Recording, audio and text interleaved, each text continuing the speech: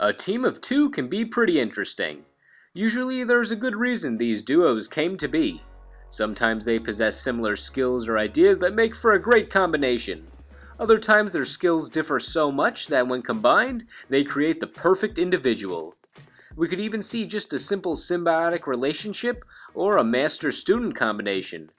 However, one common element seen among famous duos in both fiction and reality that has basically become a cliché at this point is that one of the characters is perceived as the big one, and the other is perceived as the smaller one, showing us that size does not matter when judging someone on their skill, or both of these characters can use their physical stature to the fullest advantage with certain team-ups. While the most exaggerated candidates would involve a duo with one being maybe a giant 20-foot or taller beast and the other being a mosquito-sized character, that does not always make for the best-looking or effective team.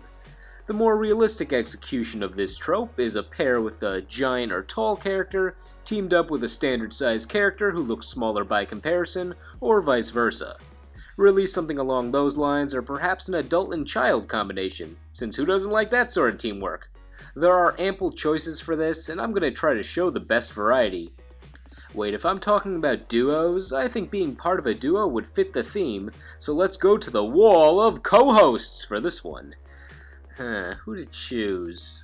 No one said this would be so difficult. Oh, you're all winners to me. I know people are gonna want that slice of pizza, but Me! Pick me! wait, was that the pizza? Oh yes, you! Judgment meter. You will be joining me for this one. Yay! So let's start the top 10 unevenly sized duos list. Number 10. Big Daddy and Little Sister from the BioShock series. While the story of BioShock is a bit difficult to fit into a small video segment, the basic story of the Big Daddy and the Little Sister is the Big Daddy protects the Little Sister from harm. BioShock is full of these enemies, but despite the fact I call them enemies, they're not evil per se. In fact, their relationship is kind of cute. The Big Daddy just wants to protect his respective Little Sister from harm.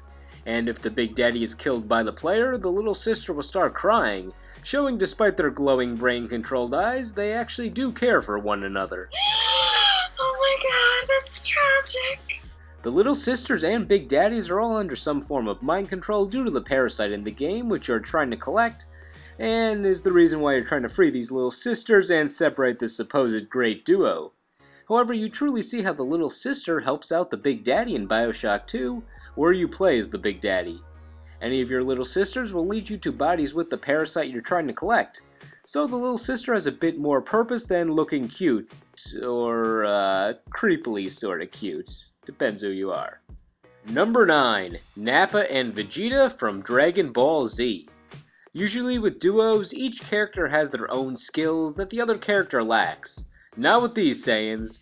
Vegeta is clearly the stronger one and possesses greater strength and skills compared to Nappa. Sure, Nappa looks bigger and stronger, but he's mainly there just to deceive you. His real role is to be that warm-up villain for the main villain, Vegeta. Nappa actually fears Vegeta since he'll stop dead in his tracks if Vegeta tells him to. Really, there's no teamwork here, but they did have one of the internet's most infamous conversations we don't need to quote because you've heard it way too many times. Vegeta, what does the scouter say about his power level? No, I said we're not doing that. They know what it sounds like.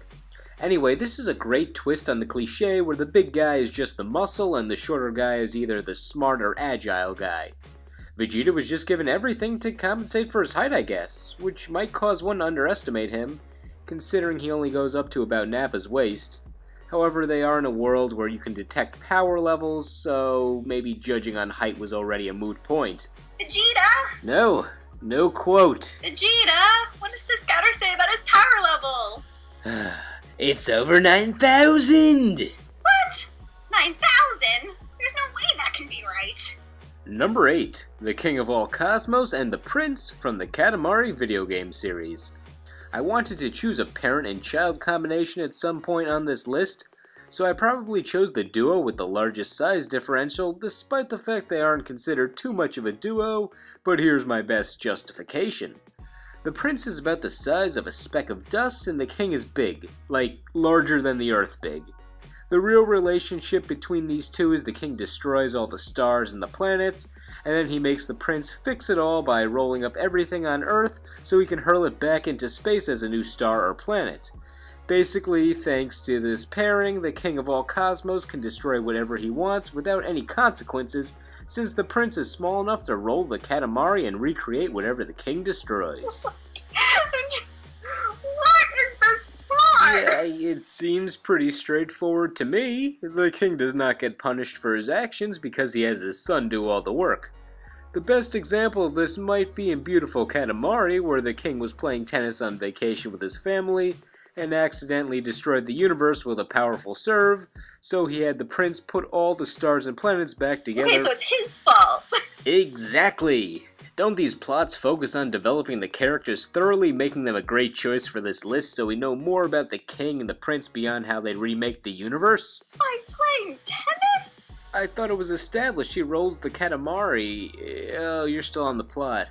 Yeah, the stars are recreated by the prince rolling up whatever is near the Katamari, size permissible. It can be anything.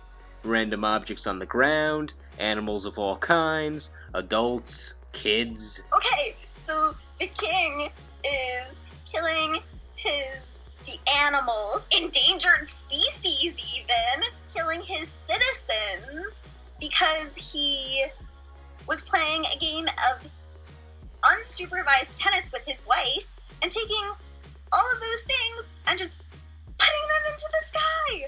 What's that about? Well, technically everything is endangered in the Katamari universe because everything is at risk of being absorbed by the Katamari ball. It doesn't judge. As long as you're solid, it will absorb you. Children play this game. Children end up in the solar system orbiting the Earth? That's not cool, people. I don't think that's how astronomy works. Maybe you should take a break during number 7. Speaking of, number 7. Mike and Sully from Monsters, Inc. Billy Crystal works great in buddy films. Billy Crystal is in this movie voicing Mike. Disney Pixar is great at heartwarming tales of friendship. Disney Pixar made this movie about two monsters who are friends. If only these guys were unevenly sized so they can be on this list. Oh wait, they are! Only instead of having Sully, the larger one, be the strong man, he's instead the scary one, which is the point of their job as monsters, while Mike, who I'm guessing is less scary, is the tactician or something of that nature of the duo. They're mainly here because of Billy Crystal. Okay, your break's over. What do you have to add? Sully is so fluffy. Excellent. Number 6. Donkey Kong and Diddy Kong.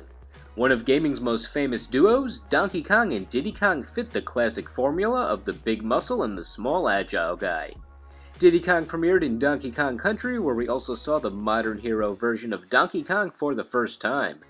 While certain abilities are the same for these guys, as I said, they fit the classic formula. Donkey Kong is slower and specializes in tying a Windsor knot and defeating enemies faster since he's stronger, and Diddy Kong is faster and later gets weapons like peanut guns to support that he needs more hits to defeat enemies. Also, their size differential seems to have increased over the years. I'm not sure if Diddy got smaller or if Donkey Kong just got larger. I think Donkey Kong looks around the same size, so I guess Diddy was downsized. This is more apparent in Donkey Kong Tropical Freeze, where Dixie Kong and Cranky Kong were all around the same size as Diddy Kong, so they could ride on Donkey Kong's back for support and make the most effective way of pairing these characters in the series. Number 5. Rocket Raccoon and the Hulk.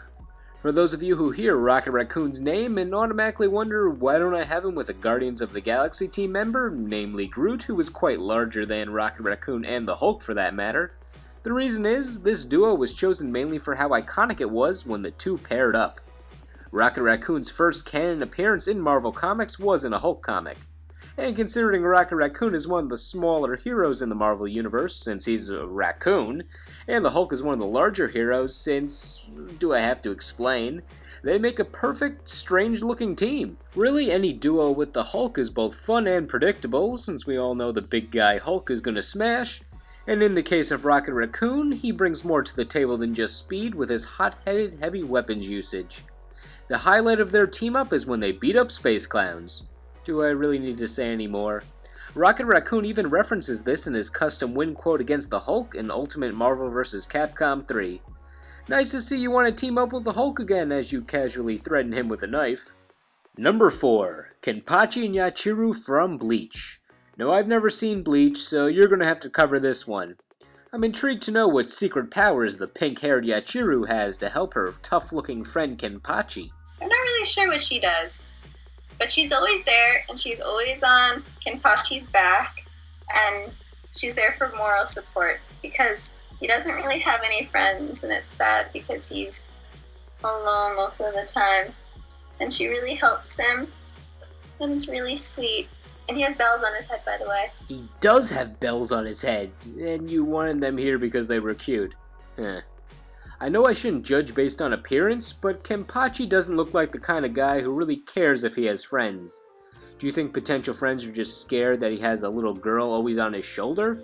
She also has a dark side, and she turns to Dark Yachiru. She gets really, really mad, and sometimes she bites lieutenants' heads. Alright, that might do it. So she has potential scary powers, and she sits on his shoulder as sort of an assistant? Yachiru is a very bad backseat driver, but it's okay, because she's very cute, and that makes up for it.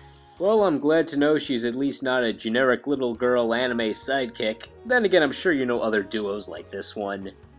Yes there are, thank you for asking. There's Sashomaru and Rin, the best team ever. This is number 1. Wait, no, don't lie to the audience. This is number 4. Kenpachi and Yachiru were the last anime characters on this list. Yes they are. Wait, they're not number 1? No. Number 3. Poison and Hugo from Street Fighter. Now, I don't watch wrestling, but with plenty of tag teams in that industry, to represent the wrestling scene, we're going to go to the best wrestlers we know since we know Street Fighter wrestlers. Poison is actually taller than many other Street Fighter characters, but with her partner being the tallest character in the series, you can see why this combination fits with the theme of this list. They generally fight separately, but we do get to see them as an official tag team in Street Fighter Cross Tekken. I know, I love them so much! I know you're telling the truth, but these characters seem a lot different than, well, say, your characters chosen for number 4. I think we've already established that I love characters with pink hair, but have you looked at Poison's outfit? It is fierce! I'm unfamiliar with your fashion lingo, but I'm assuming we're talking about the outfit where she's dressed as a pirate. Pirates are so cool. They're really in right now. I can really neither confirm nor deny that. Hugo effortlessly carries Poison on his shoulder in their Street Fighter Cross Tekken intro. Now you can see why there's a size differential, and why Poison employs him. She never has to walk. Plus, Hugo is better than some sort of vehicle. She doesn't have to pay attention to the road while she does some sassy pose. Just like Yachiru and Kenpachi. And now we've come full circle. I'm starting to think you want this to be the top 10 pink-haired characters that ride on the shoulders of other characters list. A little bit, yeah. Before Poison was even a playable character in Street Fighter, she was a valuable member of the duo, constantly doing all the talking for Hugo, finding him opponents, recruiting members to her wrestling army, and making money so the duo could keep moving on. In Hugo's third strike ending, Poison managed to recruit the entire Street Fighter 3 cast. What else could you ask for in a fighting game partner? Farrah and Tor's relationship in Mortal Kombat? I doubt Poison would allow herself to be thrown around like a living weapon. Number 2. Inigo Montoya and Fezzik from The Princess Bride. They were originally part of a trio, but the inconceivable guy of the group kinda died early on in the movie, so they were basically a duo during the movie. Even though the movie is already a comedy, these two provide a good amount of comic relief compared to the other characters. However, there is still a serious backstory among them, which is likely the most famous plot point in the movie: Inigo Montoya's search for the six-fingered man who killed his father. These guys are not the main focus of the movie and do spend time apart from each other, but in my opinion, their interactions are the most memorable of the movie. As with other duos discussed, there is a contrast in how they fight, Inigo being the more agile fencer and Fezzik using brute strength, which is the best route to go since he is played by Andre the Giant. And even though Inigo Montoya is not short, standing next to Andre the Giant for most of the movie is likely to make people misjudge your height. It's also fitting that we include Andre the Giant right after we discuss the character based off Andre the Giant in Hugo. That being said, Poison is not based off Inigo Montoya. Can you imagine if she was? Think about the costumes. That would mean she's fighting for revenge against the man who killed her father. Oh no, would be so unfortunate. But that reminds me, I don't know anything about her family history. I don't think they would give her that backstory, since that's basically Chun-Li's backstory. Only we know who killed her father from the start. Oh no, was it that Buffalo Man? Bison. M. Bison. In the English releases. His real name is Vega. Buffalo, Bison, it's almost the same thing. Tomato, tomato. Yeah, that's not important right now. What is important is number 1. So far we've discussed duos only from fiction. Now we're turning to reality. Number 1. The rhino and the oxpecker bird from nature. Just plain old nature. They don't fight evil, they don't exactly work together, they aren't going on an adventure. Well, they sort of are. They travel together more because the rhino doesn't care and the bird is there for free food. They help each other using mutualism. The bird eats the ticks and other insects that generally bother the rhino off the rhino's back, and then the rhino gives the bird a free meal and a free ride. As a result, you see rhinos covered in birds in the wild.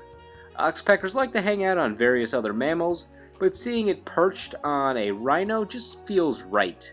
I can't think of any fictional duos based off these two. The closest I can think of is Banjo-Kazooie, but the bear and the bird in nature don't stack up as well as the rhino and the bird do. And last I checked, oxpeckers are not able to lift a rhino, allowing it to fly. There have been reports of oxpeckers acting as parasites in some cases by digging into the rhino's skin, which then helps other parasites get into the skin of the rhino. In that case, it's still a duo just between the oxpecker and a parasite, with the oxpecker being the larger part of the duo instead. That is significantly more tragic. However, that is still up for debate, so considering the other nature facts, the rhino and the bird make for the best unevenly sized duo. Have any duos with its members noticeably differing in size? Let us know. Do they relate to the rhino carrying the oxpecker? Who knows? I wish someone was there to carry me when I was tired. But I also wish that Rin and Sesshomaru were number 1. But that's not happening now, is it? Thank you for watching, and we will see you in the next video.